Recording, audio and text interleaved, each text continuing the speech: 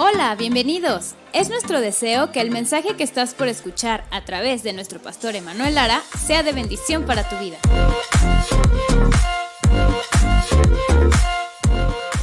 Estamos viendo una serie que le hemos llamado Las 7 Iglesias. Y estamos hablando de las 7 iglesias del Apocalipsis. Hoy vamos a ver la quinta carta. Pero vamos a recordar, la primera carta fue escrita a la iglesia de Éfeso. Éfeso era una iglesia que resistía la presión. La segunda carta era la carta dirigida a la iglesia de Esmirna. Esmirna era la iglesia pobre, pero rica. Luego, la tercera carta estaba dirigida a Pérgamo. Pérgamo era la iglesia mundana. La semana pasada vimos la carta a la iglesia de Tiatira. Y Tiatira era la iglesia que tolera el pecado. Hoy vamos a ver la quinta carta y quiero que me acompañe a Apocalipsis capítulo 3, versículo del 1 en adelante. ¿Sí? Apocalipsis capítulo 3, versículos del 1 en adelante.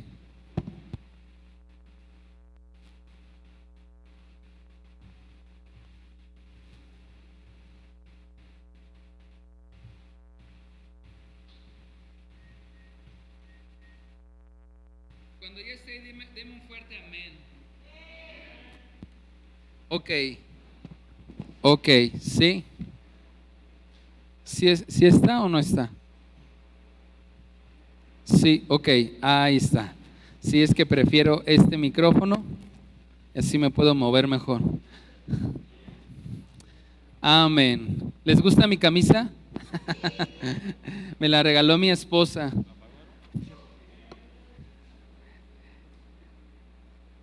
Apocalipsis capítulo 3, versículo del 1 en adelante. Voy a leer solo el versículo 1. Dice: escribe esta carta al ángel de la iglesia, ¿en dónde?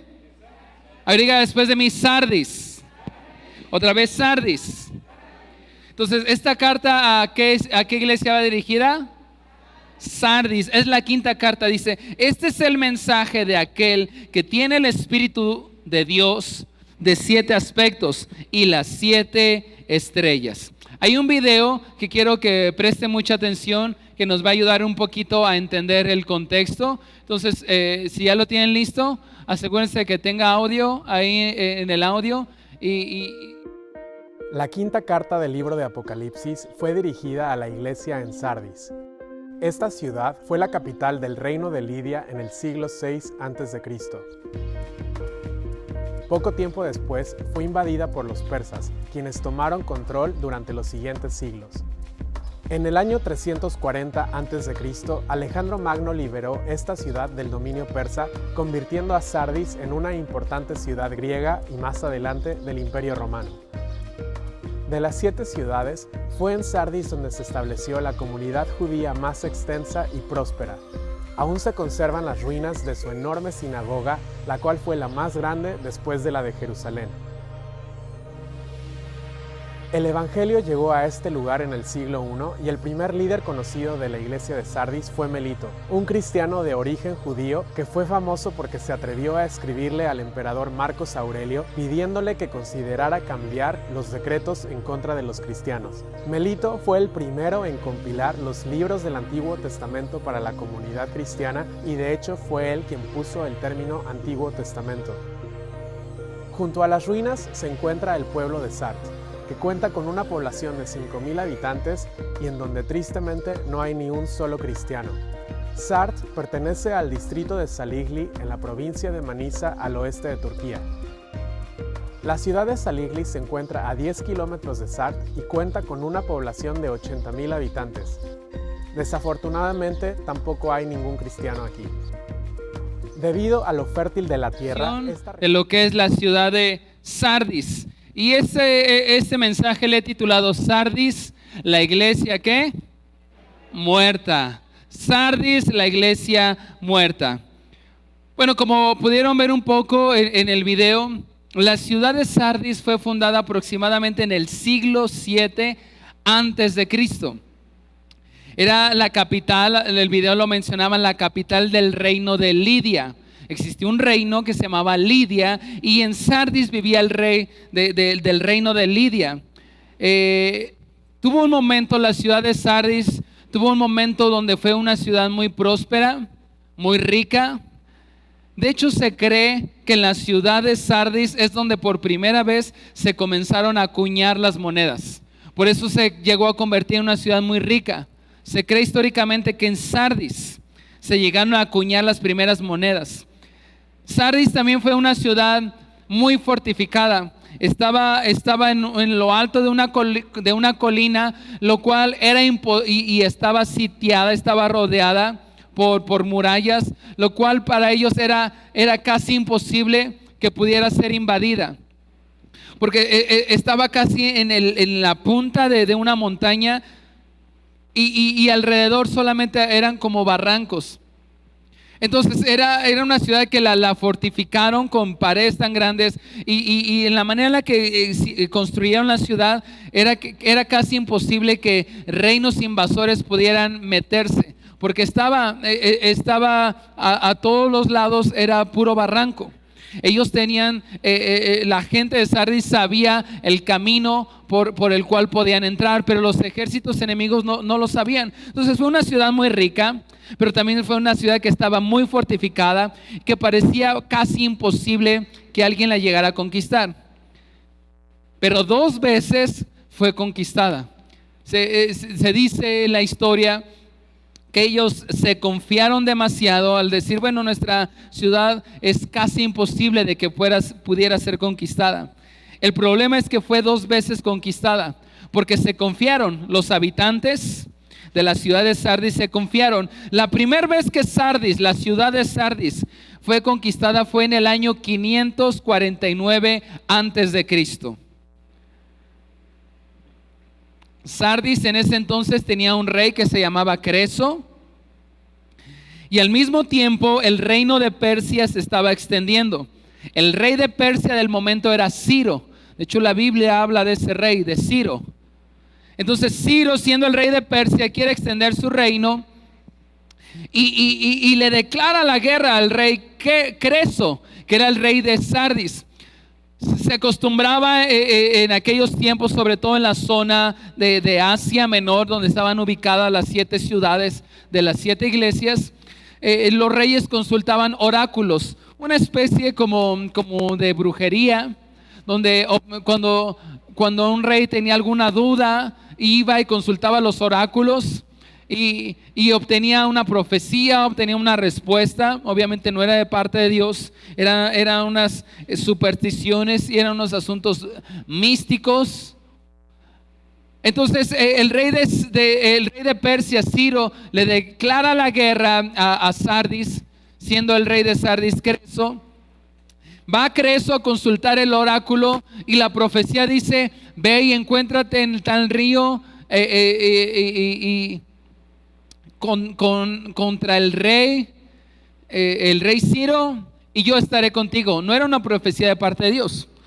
Entonces recibe esta profecía, este oráculo, el rey Creso, y se llena de valentía, sale de la ciudad, sale con su ejército, se encuentra en ese río y le dan la vuelta. El rey Ciro tenía ya un ejército muy fuerte y le da la vuelta. Pero el rey Creso dice: bueno, el oráculo me dijo que él lo interpretó como que él iba a ganar. Regresa a la ciudad, dice: no pasa nada, voy a regresar, tuvimos algunas pérdidas, pero vamos a descansar y le volvemos a hacer la guerra, y esta vez vamos a ganar. El problema es que la gente de Sardis abusaba de confiada, pensando que nunca nadie la podrían conquistar, y descuidaron la guardia. Dejaron de tener atalayas. De hecho, se dice que la ciudad de Sardis era una especie de ciudad atalaya, es decir, una ciudad que estaba tan alta que parecía imposible. Entonces se confiaron, dijeron: no, aquí nadie nos va a venir a atacar, no es necesario que pongamos guardias de la ciudad, no es necesario que pongamos atalayas. Y mientras Creso había regresado, el ejército había regresado, al guardia que le tocaba en turno, pues ahí estar al pendiente.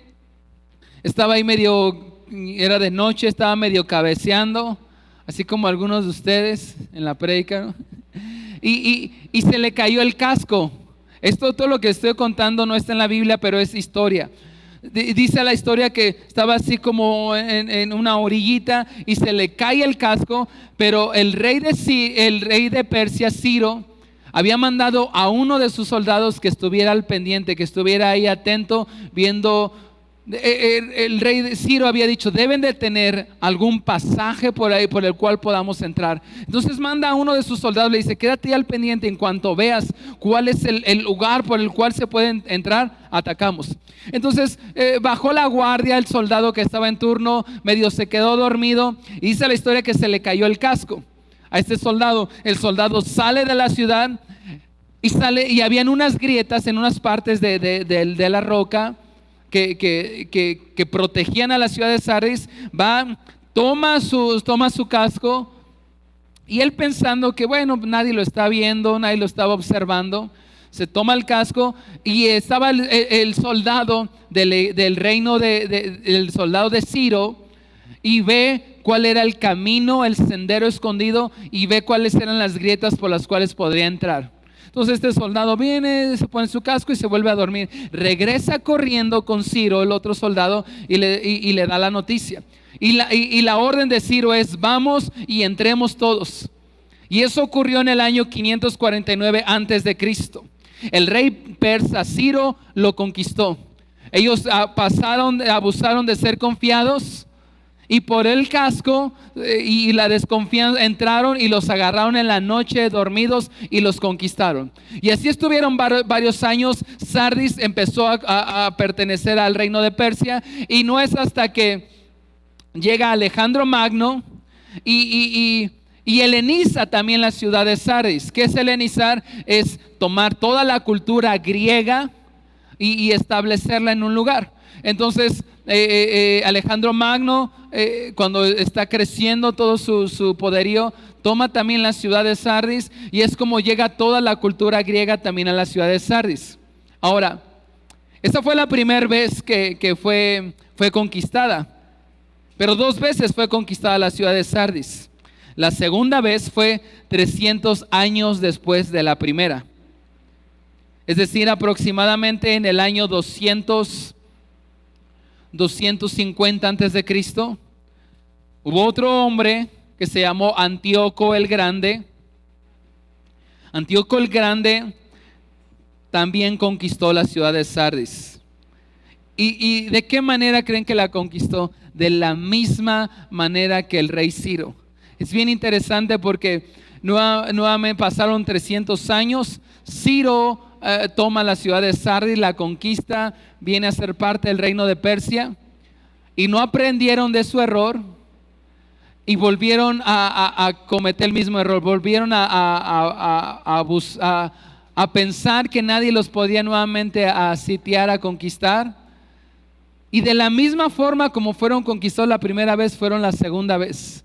De la misma forma, Antíoco el Grande está buscando cómo poder meterse, y nuevamente un soldado se queda varios días espiándolos y se da cuenta cuáles eran los senderos y los pasos escondidos que tenía la gente de Sardis por entrar, y entra Antíoco el Grande con todo su ejército, y por segunda ocasión, 300 años después de la primera vez, es conquistada.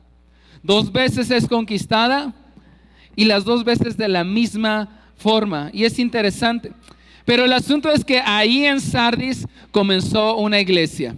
En el primer siglo, ya después de Cristo, ahí es como comienza una iglesia. Esa es la ciudad de Sardis. Ahora vamos a ir a Apocalipsis capítulo 3 versículo 1, y dice: escribe esta carta al ángel de la iglesia de Sardis. Este es el mensaje, y viene cómo se presenta Jesús. Recordemos que en cada carta se presenta de una manera distinta. Aquí fíjense cómo se presenta. Este es el mensaje de aquel que tiene el Espíritu de Dios de 7 aspectos. O por ejemplo, la versión Reina Valera dice los 7 espíritus de Dios. Esta versión dice el Espíritu de Dios de 7 aspectos y las 7 estrellas. Vamos a comenzar a interpretar esto. ¿Qué es esto? Dice aquel que tiene el Espíritu de Dios de 7 aspectos. Se está refiriendo al Espíritu Santo. Cuando se refiere a los 7 espíritus de Dios o los 7 aspectos del Espíritu de Dios, también se menciona un poco antes en Apocalipsis, pero también hay otros versículos que nos están dando referencia a esto. Mire, acompáñeme a Isaías, capítulo 11, versículo 2. Isaías nos da una referencia de esto. Isaías capítulo 11, versículo 2. Se está refiriendo al Espíritu Santo, pero ¿por qué dice los 7 espíritus o los 7 aspectos? No es que sean 7 espíritus, sino el número 7 en la Biblia representa plenitud, representa perfección. Y aquí está hablando del Espíritu Santo. Cuando dice los 7 espíritus de Dios o los 7 aspectos del Espíritu de Dios, está hablando del Espíritu Santo en su perfección, en su plenitud, en su totalidad. Y Isaías capítulo 11 versículo 2 nos da más luz acerca de esto. Dice, el Espíritu del Señor, diga 1, reposará sobre él. El Espíritu de sabiduría, diga 2, y de entendimiento, 3. El Espíritu de consejo y de poder, el Espíritu de conocimiento y de temor del Señor. Aquí nos da una referencia hablando, no es que sean 7 espíritus, sino nos está hablando de 7 cualidades, 7 características que tiene el Espíritu Santo. Pero el número 7 en la Biblia también significa plenitud, perfección. Y nos da luz aquí, dice, el Espíritu del Señor reposará sobre él, el Espíritu de sabiduría y de entendimiento, el Espíritu de consejo, el Espíritu de poder, el Espíritu de conocimiento y el Espíritu de temor del Señor. Menciona 7, no es que sean 7 espíritus, sino está hablando al Espíritu Santo en su obra plena, en su obra completa. Y de esta forma se presenta, y es interesante porque dice, se está presentando como es el mensaje de aquel que tiene el Espíritu Santo en su totalidad. O sea, comienza a decir, una iglesia necesita el Espíritu Santo para poder estar viva. Para que una iglesia esté viva necesita el Espíritu Santo. Y menciona otra característica, y las 7 estrellas. De hecho, esto lo vimos en la iglesia de Éfeso. Cuando se presenta con la iglesia de Éfeso, menciona el que tiene los 7 candelabros y las 7 estrellas también. ¿Alguien se acuerda a qué se refiere con las 7 estrellas? Los 7 líderes, o los 7 obispos, o los 7 pastores. Nuevamente aquí el Señor se está presentando. Yo soy el que tiene al Espíritu Santo y el que tiene a cada líder, cada obispo, cada líder, cada pastor, lo tengo en mis manos. O sea, yo tengo control de todo. Ahora, vamos a continuar.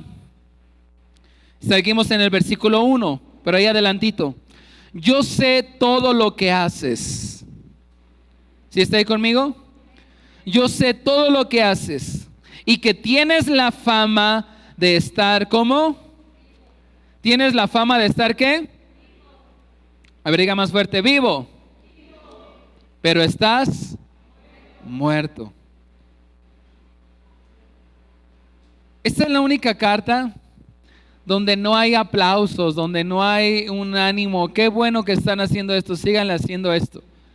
Entra directo a la reprensión. No hay nada de lo cual lo pueda alabar el Señor. Así como la carta de Esmirna, no tienen nada de qué reprocharle. ¿Se acuerdan? Solamente los exhorta, los anima, les dice, tú piensas que eres pobre, pero eres rica. En la carta de Sardis no hay nada que el Señor le pueda aplaudir.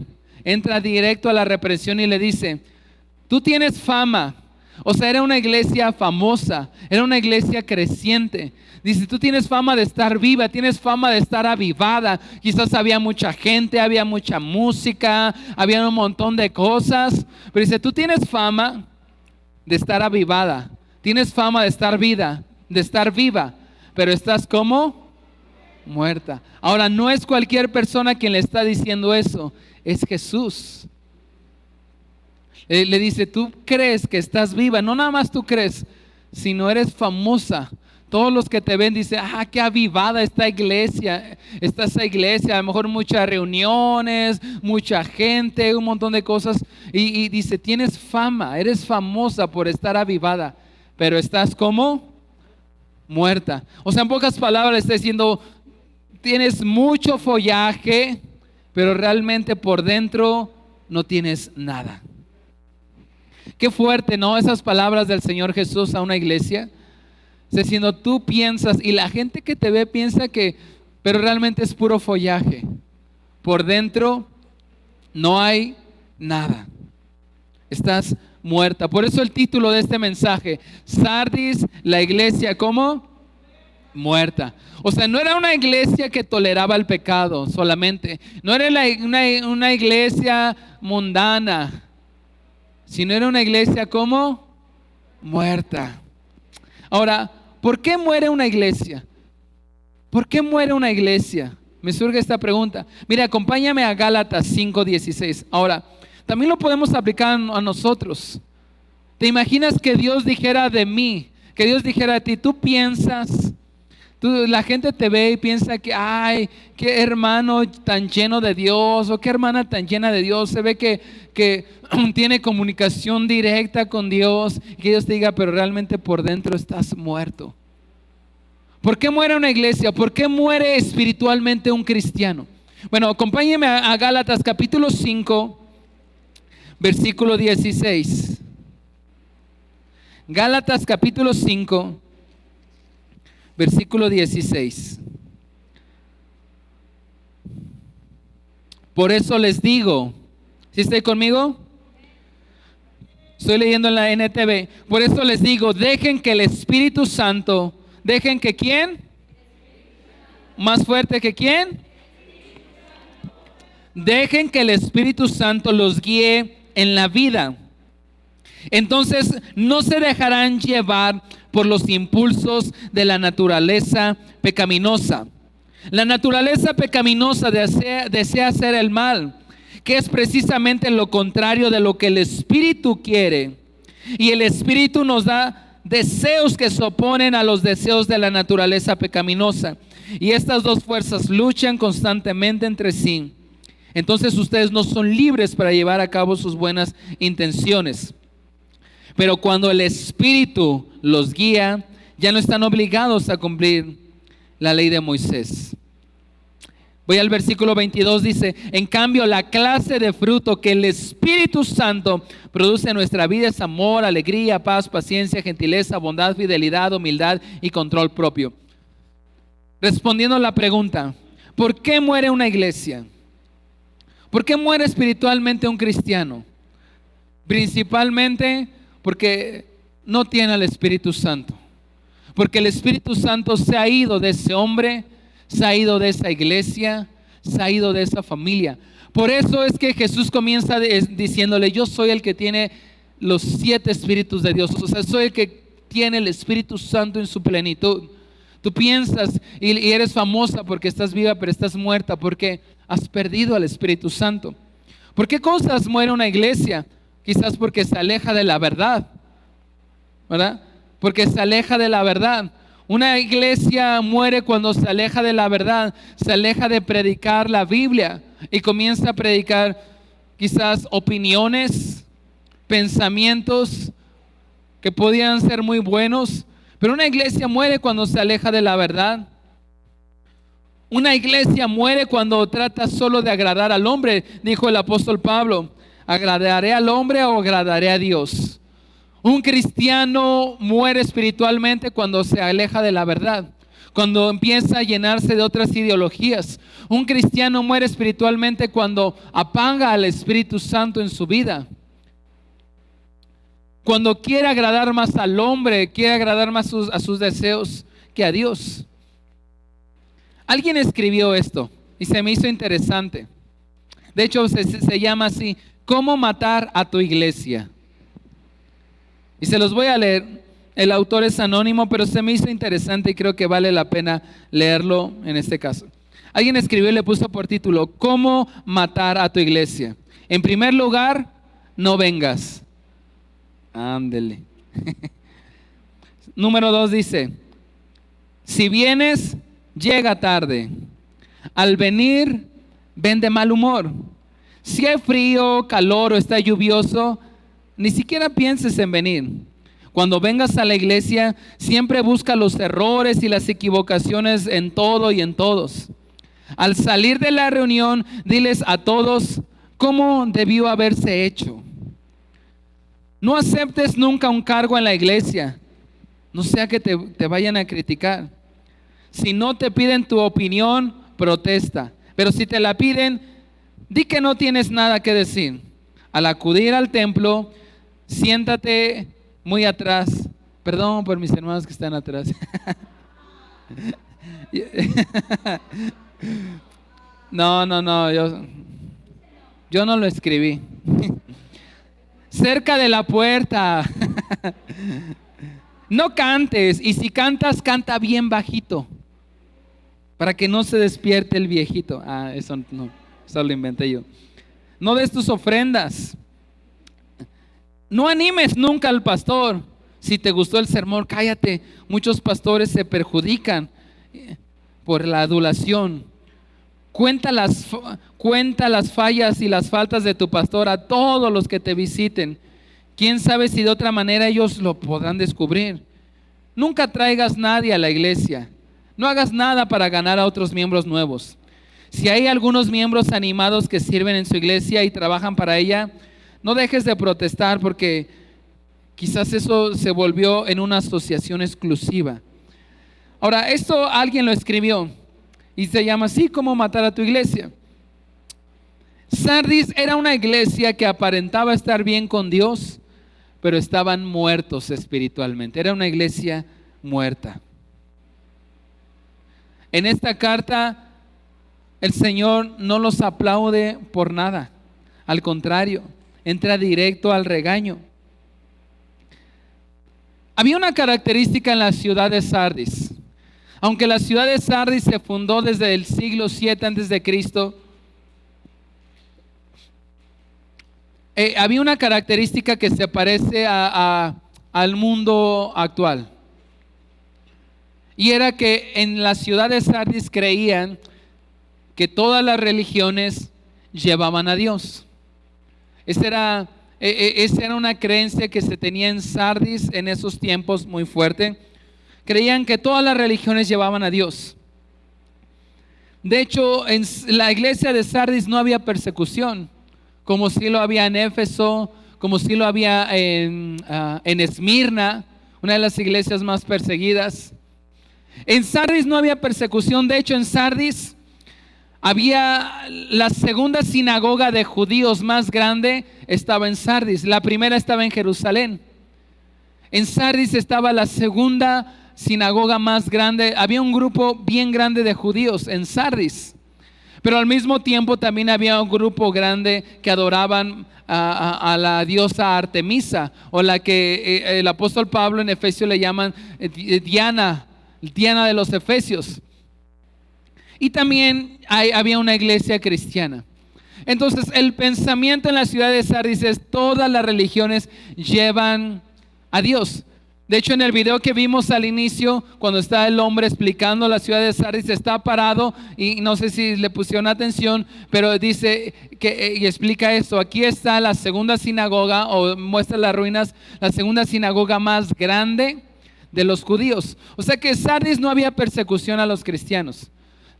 Se creía que todas las religiones llevaban a Dios. Y en las ruinas de la sinagoga de los judíos, adentro se encontraron varias estatuas a dioses griegos y dioses romanos, lo cual para la religión de los judíos era una abominación.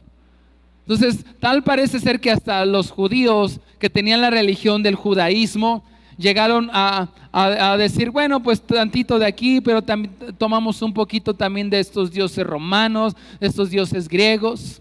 Y parece ser que lo mismo pasó en la iglesia cristiana que empezó a surgir en Sardis. En Sardis había un grupo muy grande de judíos, tenían una gran sinagoga, pero también había un grupo grande de gente que adoraba a Artemisa. Había una iglesia cristiana. El problema con la iglesia cristiana es que perdió la esencia del evangelio. ¿Qué nos dice Juan 14:6? Si puede acompañarme. Juan capítulo 14, versículo 6 dice, ¿sí lo tiene ahí? La mayoría de ustedes se lo sabe de memoria, pero vamos a leerlo en esta versión. Jesús le contestó, yo soy ¿qué? El camino, la verdad y la vida. Nadie puede ir al Padre si no es por medio de mí. O sea, la Biblia dice que no todos los caminos llevan a Dios, no todas las religiones llevan a Dios. ¿Qué es lo que nos lleva a Dios? Jesús. Él lo dijo, yo soy el camino, la verdad y la vida. Y el problema que empezó a surgir en la iglesia de Sardis es que perdieron la esencia del evangelio. Y la esencia del evangelio es Jesús. Es que somos salvos a través de Jesús. Para poder llegar a Dios, para podernos reconciliar con Dios, es a través de Jesús. Y ese pensamiento está hoy en nuestros días. Es un pensamiento muy progresista. Hay muchos cristianos progresistas que dicen, bueno, está bien, mira, Jesús fue bueno, pero Buda también te puede acercar a Dios, ¿no? Mahoma también te puede acercar a Dios. Mira, la santita muerte, pues también te puede acercar a Dios. Todas las religiones llevan a Dios, ¿no? Amor y paz. Pero la esencia del evangelio es que solo Jesús salva. Y solo a través de Jesús es que podemos tener la salvación y el perdón de nuestros pecados. En la iglesia de Sardis perdió la esencia del evangelio. Empezaron a reunirse, quizás había buena música, habían buenas reuniones, buenos programas, pero perdieron la esencia del evangelio, que es Jesús. Y el Espíritu Santo se apartó de ese lugar. El Espíritu Santo ya no estaba ahí. El Espíritu de vida. Y si el Espíritu Santo no está en una iglesia, esa iglesia ¿sabe cómo está? Muerta. Si el Espíritu Santo no está en un creyente, ese cristiano ¿cómo está? Muerto espiritualmente. Ahora, vamos al versículo 2, Apocalipsis capítulo 3, versículo 2.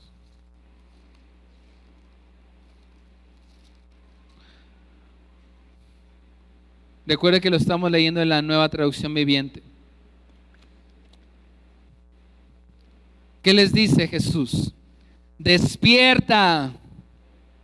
A ver, diga bien fuerte después de mí, despierta. Una vez más, despierta.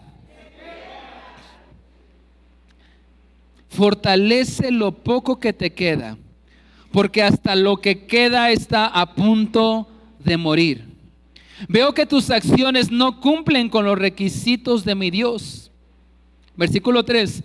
Vuelve a lo que escuchaste y creíste en el principio. Reténlo con firmeza. Arrepiéntete y regresa a mí. Si no despiertas, vendré a ti de repente, cuando menos lo esperes, como lo hace un ladrón. Pero me interesa cómo comienza el versículo 2. Le dice, despierta. O sea, si a alguien le tienen que decir despierte, es porque está como dormido. Está dormido. La iglesia de Sardis estaban, aparte de muertos espiritualmente, estaban como dormidos. Estaban en un letargo, estaban en un sueño. Creían que todos los caminos les llevaban a Dios. Creían que solamente por reunirse y tener quizás buenos programas, tener buena música, porque se cree que en Sardis, en una ciudad cuna de muchos músicos, había buena música. Entonces quizás tenían buena música, tenían buenas reuniones, buenos programas, pero estaban en un letargo espiritual. El Espíritu Santo se había ido de ellos. Quizás algunos de nosotros, el Señor nos está diciendo en esta tarde, hey, despierta. La Biblia dice, despierta tú que duermes y te alumbrará la luz de Cristo. Y esos algunos de nosotros hemos estado dormidos espiritualmente. En el versículo 3 dice, vuelve a lo que escuchaste y creíste al principio, reténlo con firmeza. Arrepiéntete y regresa a mí. Si no despiertas, porque es la exhortación que le hace, despierta. Pero si no despiertas, vendré a ti de repente, cuando menos lo esperes, como lo hace ¿un qué? O sea, le dice, si no despiertas, voy a venir a ti de repente, cuando menos te lo esperes, como un ladrón. Ahora, cuando te hablé de la historia de la ciudad de Sardis, ¿te acuerdas que te comenté que 2 veces la ciudad había sido conquistada? Y una de ellas fue porque uno de sus soldados se quedó como y se le cayó el casco. Entonces es bien interesante cómo el Señor les dice, despierta. Y la segunda vez que es conquistada por Antíoco el Grande, de la misma manera. Fue la ciudad de Sardis fue una ciudad que creyó que nunca la iban a conquistar, que nunca nada malo le iba a pasar. Bajaron la guardia, quitaron las atalayas, dejaron de tener gente que estuviera ahí velando, cuidando la ciudad. Y cuando menos se lo esperaban, en la noche, en 2 ocasiones, en la primera llegó Ciro, el rey de Persia, con su ejército y la conquistó. Y la segunda vez Antíoco el Grande la conquistó por algunos pequeños descuidos. Entonces es bien interesante que lo mismo le está diciendo ahora a la iglesia. Lo mismo que le pasó a la ciudad años antes, porque la iglesia cristiana surge en el primer siglo después de Cristo. Esto que le había pasado a la ciudad pasó primero en el año 549 antes de Cristo y luego 300 años después, es decir, aproximadamente en el año 250 antes de Cristo. Esto le pasó a la ciudad de Sardis. Es como Jesús estando diciendo, hey, mira, aprende lo que le pasó a tu ciudad por estar dormido, por creer que nunca nada malo le iba a pasar. Bajaron la guardia y cuando menos se lo esperaban, llegó el enemigo y los conquistó y los saqueó. ¿No dice las escrituras? Velad, estar atentos, porque vuestro adversario, el diablo, anda como león rugiente, buscando a quien devorar. Y por algunos pequeños descuidos de los soldados de Sardis fueron conquistados. Por algunos pequeños descuidos en nuestra familia, en nuestra vida cristiana, podemos ser conquistados por el maligno. Por algunos pequeños descuidos en una iglesia cristiana, descuidos espirituales. Por eso yo le animo a que cada vez que haya llamados de oración, todos los martes 8 de la noche, véngase a orar, llamados de ayuno, manténgase firme, no bajemos la guardia. Y es por eso que el Señor le dice, despierta, porque si no despiertas, vendré a ti de repente, cuando menos lo esperes, como lo hace un ladrón, recordando su historia con Ciro y con Antíoco. Es interesante, ¿no? Ahora, ¿cómo despierto? Quizás me siento dormido espiritualmente. ¿Cómo despierto? Aquí le da básicamente 3 consejos. Y comienza en el versículo 3. Desde el versículo 2. Bien, regresemos al versículo 2. Es donde le dice, despierta. Y básicamente le dice 3 formas como pueden despertar. Fortalece lo poco que te queda. Fortalece lo poco que te queda. Y más adelante dice, porque lo poco que te queda está a punto de ¿qué? De morir también. Es decir, era una iglesia muerta, estaban en un letargo espiritual, estaban dormidos espiritual, y Dios le dice, despierta. ¿Y cómo puedes despertar espiritualmente? Fortalece lo poco que te queda. Porque cuando uno empieza a morir espiritualmente, empieza quizás a perder la fe, empieza a perder el deseo de adorar al Señor, empieza a perder los deseos de venir y congregarse, empieza a perder el deseo de leer las escrituras. Pero quizás por dentro todavía hay algo que te trata de mantener conectado con Dios. Hay alguna espinita que se quedó sembrada. Quizás algunos que desde niños los llevaron a la iglesia cristiana y de repente se alejaron, se separaron, se fueron. Pero hay poco que te queda, que quizás está a punto de morir. Jesús le dice, primero, para que despiertes, fortalece lo poco que te queda. ¿Qué es lo poco que te queda? quizás una Biblia. Hay un poco de fe todavía en ti. Eso poco que sientes que aún te queda, que te puede conectar con Dios, eso fortalécelo. Porque si no, eso poco que te queda va también ¿a qué? A morir. Segunda cosa, dice: veo que tus acciones no cumplen los requisitos de mi Dios.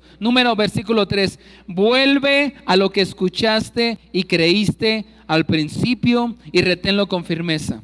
O sea, la exhortación es: primero fortalece, eso poco que te queda, fortalécelo y te va a volver a conectar con Dios. Número 2, vuelve a lo que escuchaste y creíste al principio y entonces reténlo con firmeza. O sea, en pocas palabras está diciendo: vuelve a lo básico, vuelve a las cosas básicas, a la fe, a la oración, a la lectura de la palabra, vuelve al ayuno. Está bien que hagamos muchas cosas, pero vuelve a las cosas básicas. Vuelve a anhelar al Espíritu Santo, la llenura del Espíritu Santo. Está diciendo: vuelve a lo que escuchaste y creíste al principio y reténlo con firmeza. O sea, lo que aprendiste cuando te enamoraste del Señor y cuando leías la palabra y lo creías con todo tu corazón y tu corazón se llenaba de fe y algo te separó, hizo que murieras espiritualmente. El Señor te dice: lo poco que te queda, fortalécelo y vuelve a lo que escuchaste al principio y reténlo. La fe, el Espíritu Santo, el creer en Jesús, el saber que si oras al Señor Él te va a escuchar, el ayunar, el adorar a Dios. De hecho, un consejo muy similar le da Pablo a uno de sus más fieles y amados discípulos, que fue Timoteo. Acompáñeme a 2 de Timoteo. De hecho, si usted está haciendo el taller de Conectados con la Palabra y ha ido, no se ha atrasado ninguna semana, hoy se puede llevar 2 de Timoteo. Vamos a leer 2 de Timoteo, capítulo 1, versículo 6. Fíjese el consejo que le da Pablo a Timoteo. Por esta razón te recuerdo que avives el fuego del don espiritual que Dios te dio cuando te impuse mis manos. Es decir, Timoteo había sido un discípulo del apóstol Pablo. Había caminado con él por muchos años y llegó un momento donde Pablo decide nombrar y enviarlo a pastorear otra iglesia. Y cuando lo hace, Pablo impone sus manos, el Espíritu Santo y la unción, la gracia que había en Pablo es descendido sobre Timoteo. Pasan los años y el apóstol Pablo le recuerda, le dice: aviva el fuego del don espiritual que Dios te dio cuando te impuse las manos. O sea, le está diciendo: necesitas avivar lo que escuchaste al principio. No permitas que eso se te apague. Y lo mismo que el Señor nos dice a nosotros como iglesia de manera personal: aviva el fuego del don espiritual. El versículo 7 dice: pues Dios no nos ha dado un espíritu de temor y de timidez, sino de poder, de amor, de autodisciplina. Versículo 8: así que nunca te avergüences de contarles a otros acerca de nuestro Señor, ni te avergüences de mí, aun cuando estoy preso por Él. Con las fuerzas que Dios te da, prepárate para sufrir conmigo a causa de la buena noticia. Entonces Pablo le está diciendo: aviva el fuego una vez más. No permitas que el don, que la llenura, el Espíritu Santo, todo lo que Dios puso en ti se apague y se muera. Avívalo, necesitas avivarlo. Y tercer consejo que da en Apocalipsis, regresemos a Apocalipsis capítulo 3.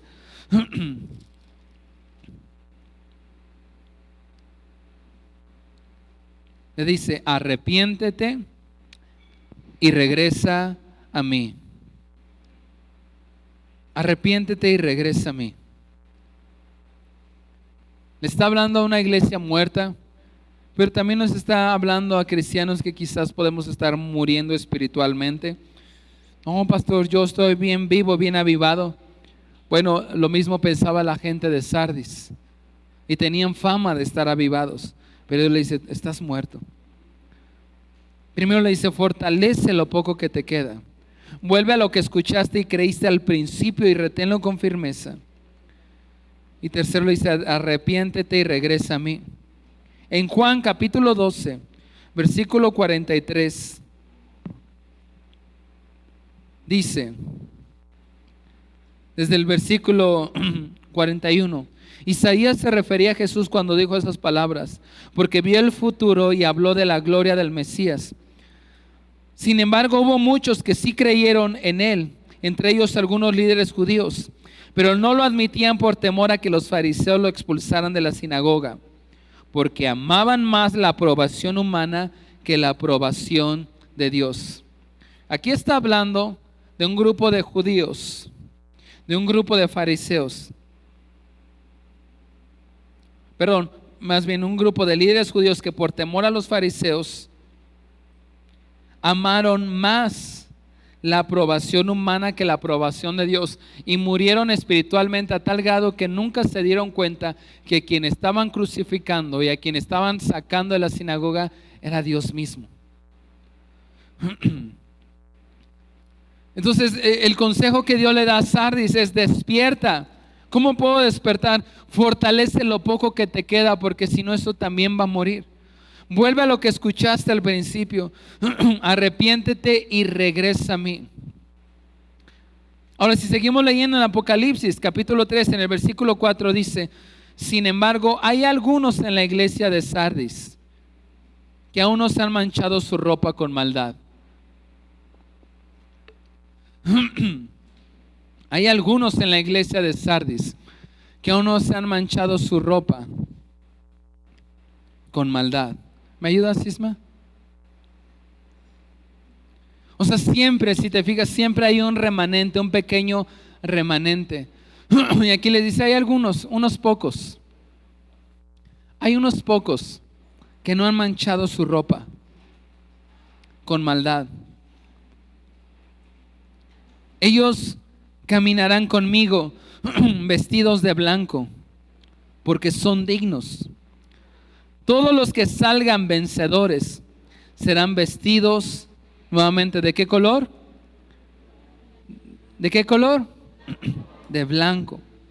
Y nunca borraré sus nombres del libro de la vida, sino que anunciaré delante de mi Padre y de sus ángeles que ellos me pertenecen. Había un pequeño remanente que aún seguía reteniendo las verdades del Evangelio. Les dice, sin embargo, hay unos cuantos en la iglesia de Sardis que no se han manchado la ropa de maldad. ¿A quién le choca mancharse la ropa? A ver, levante la mano. Y sobre todo cuando se vistió de blanco, ¿no? Erika se puso y luego la invitan a comerse unos chilaquiles rojos, ¿no? Y ¿cómo te sientes? No. El otro día, hace unas semanas, traía mi pantalón blanco, mi esposa también, y estamos en el tiempo del desayuno. Bueno, me pasó varias veces. Me pasó, bueno, le voy a contar la otra. Tenía el pantalón blanco, es que nos ha pasado muchas veces. Y algo al fin, algo había pasado. Toda la reunión no funcionó la mezcladora. La mezcladora es una mezcladora digital y se maneja a través de un celular, una tablet. Por eso siempre ven que están ahí con una tablet, una computadora, es la mezcladora. Pero un día no funcionó, entonces yo estaba bien preocupado y al final de la reunión estábamos ahí. Y yo vine ahí y me senté todo el tiempo. Estuve sentado bien preocupado. De repente empecé a sentir acá mojado todo atrás. Y no era agua. Era almorol con tierra y con lodo. Porque esta la limpiamos siempre los domingos con almorol para que brille un poquito. Pero pues vamos subiendo, vamos bajando y nos limpiamos los pies. Entonces ahí en el trapo se hizo una mezcla de almorol con lodo, con un montón de cosas. Y yo estuve ahí sentado todo el tiempo y cuando me paré, mi esposa me dice, ¿en qué te sentaste? Y era mi pantalón blanco y todo negro se vio. Y era almorol, el almorol como aceitoso y choca mancharse, ¿no? La ropa. Estábamos un día desayunando aquí en la mañana, mi esposa y yo también habíamos vestido de blanco y mi hija hizo un movimiento, teníamos el café, y se chorreó. en el pantalón blanco y se manchó más el de mi esposa. Ahora, ¿a quién le choca mancharse la ropa? Sobre todo la blanca, ¿no? Y lo que cuesta luego sacarle esas manchas, ¿verdad? Las manchas de sangre en la ropa. ¡Oh, qué horror! Aquí Dios en esta carta habla de 2 recompensas para los que no se manchan la ropa. Vanish. Y no está hablando. Total, mi esposa hizo magia y me pudo salvar mi pantalón blanco.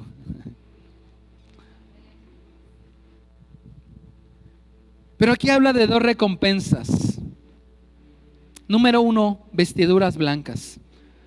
Versículo 4 dice: sin embargo, algunos en la iglesia de Sardis que no se han manchado la ropa con maldad. Que así como nos choca que se nos manche la ropa y nos cuidamos ahí, no, es que traigo mi camisa blanca y voy a comer con un montón y ese día te invitan a comer chicharrón en salsa roja, ¿no? Y te comes, no quieres, que así con ese cuidado cuidemos nuestra vida espiritual, de que no se vaya a manchar. Dice: sin embargo, hay algunos en la iglesia de Sardis que no se han manchado la ropa con maldad. Ellos caminarán conmigo vestidos de blanco porque son dignos. Y luego dice: y todos los que salgan vencedores serán vestidos de blanco. Primer recompensa que Dios dice: hey, si despiertas, si te das cuenta que estás muerto espiritualmente y vuelves a avivar y vuelves a invitar al Espíritu Santo que venga sobre ti, porque el Espíritu Santo es el que nos hace vivir otra vez. Una iglesia que perdió el Espíritu Santo, un cristiano que perdió el Espíritu Santo, está muerto espiritualmente. Pero nos da la primera recompensa: vestiduras blancas. ¿Qué significan las vestiduras blancas? ¿Por qué es importante las vestiduras blancas? Hay una parábola que nos va a ayudar a entender. Acompáñame a Mateo 22, del 1 en adelante. Esta parábola del Señor Jesús nos ayuda un poquito a entender la importancia de las vestiduras blancas. Y porque aquí dice que si tú despiertas, vas a tener vestiduras blancas.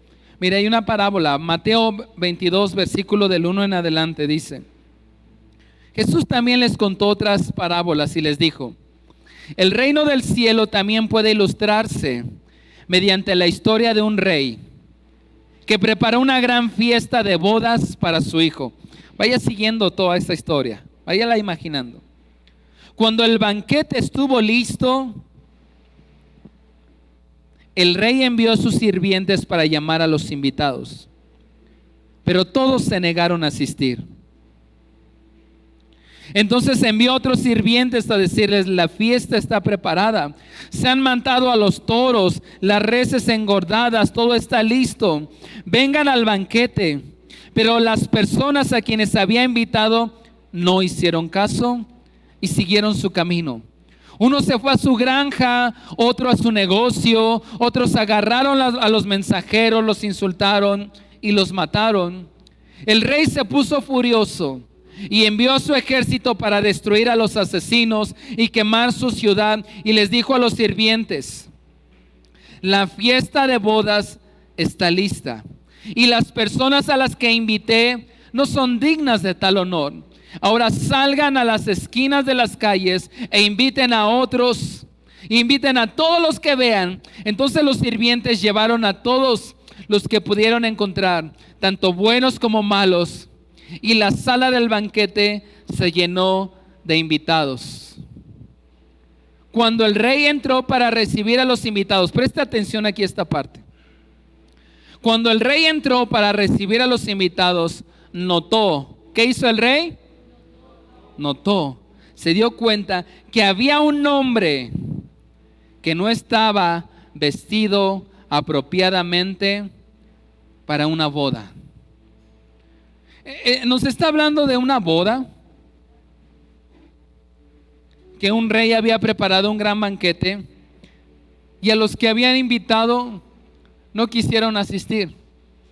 Volvió a enviar otros sirvientes para volverlos a invitar, y la segunda vez no solamente no quisieron asistir, sino que los insultaron. La tercera ocasión ahora envió a su propio hijo el rey a invitarlos, y no solamente lo insultaron, sino que lo mataron.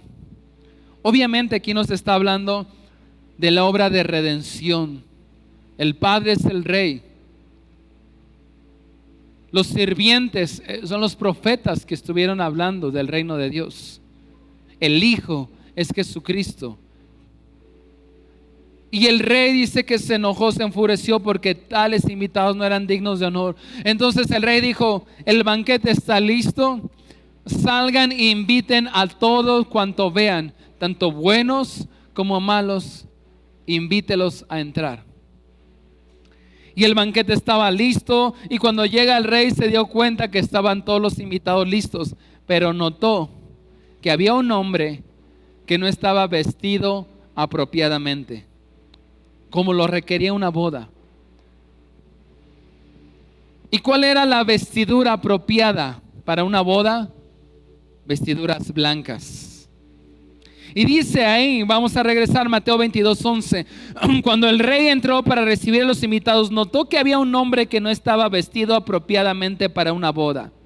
Amigo, le preguntó, ¿cómo es que estás aquí sin ropa de bodas? Pero el hombre dijo: no sé, no tengo ni idea, no tengo respuesta. Tú y yo hemos sido invitados a un gran banquete, a una gran boda. De hecho, la Biblia y en Apocalipsis habla de las bodas del Cordero, y tú y yo estamos invitados, pero hay que vestirse apropiadamente. Vestiduras blancas. Hay que vestirse apropiadamente para la boda. No nos vaya a pasar como este hombre. Y cuando el rey se dio cuenta, había un hombre que no estaba vestido apropiadamente. Le llamó: ¿por qué no estás vestido apropiadamente? Y él dijo: no sé. Versículo 13. Entonces el rey le dijo a sus asistentes: átenlo de pies y manos y arrójenlo a la oscuridad de afuera, donde habrá llanto y rechinar de dientes, pues muchos son los llamados, pero pocos los elegidos. Por eso es que la primera recompensa que el Señor ofrece a aquellos que despertemos te va a dar la ropa adecuada para las bodas, vestiduras blancas. Por eso dice: sin embargo, hay algunos de la iglesia de Sardis que no se han manchado la ropa con maldad. Ellos caminarán conmigo vestidos de blanco, porque son dignos. Todos los que salgan vencedores serán vestidos de blanco. Estamos invitados a una gran fiesta, las bodas del Cordero, pero como te decía, hay que estar vestidos apropiadamente. Pero hay una segunda recompensa, dice: y nunca borraré sus nombres, mi menor, del libro de la vida.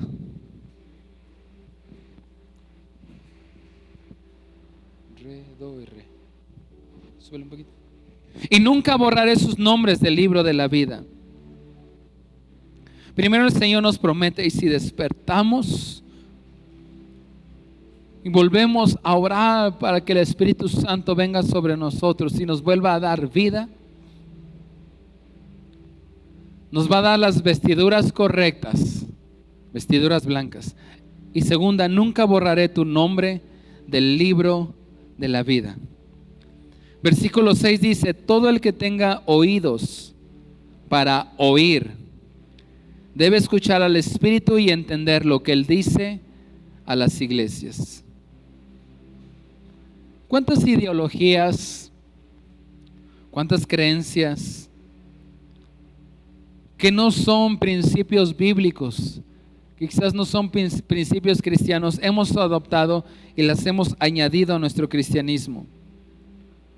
Quizás algunos de nosotros hemos tomado ideas que que han manchado nuestra fe. Fíjate que una de las cosas interesantes es que en Sardis se adoraba a la diosa Artemisa o diosa de los Efesios. Y parte del ritual de adoración a Artemisa era llegar vestidos de blanco y al momento de hacer el sacrificio tomar la sangre de esos animales y manchar sus ropas. Esa era parte de la adoración a Artemisa. Muchas iglesias, muchos cristianos han diluido principios bíblicos, principios cristianos, tomando ideologías. No se puede ser cristiano y estar, por ejemplo, a favor del aborto. No es compatible. Muchos cristianos lo hay, muchas iglesias lo hay. No es compatible el feminismo radical con el cristianismo, no es compatible. Y si alguien tiene dudas, pues véngase a los talleres donde hablamos de qué se trata esto del feminismo radical. No es compatible. Hay tantas cosas que muchos cristianos, iglesias las han adoptado, y es lo que le pasó a Sardis. Todos los caminos, todas las religiones llevan a Dios. Y quizás algunos de nosotros hemos tomado ideologías que han manchado nuestra fe. Pero dice, todo el que tenga oídos para oír, debe oír al Espíritu y entender lo que Él dice a las iglesias. ¿Qué les parece si nos ponemos de pie? Estamos por terminar. Y yo quiero hacer 2 oraciones.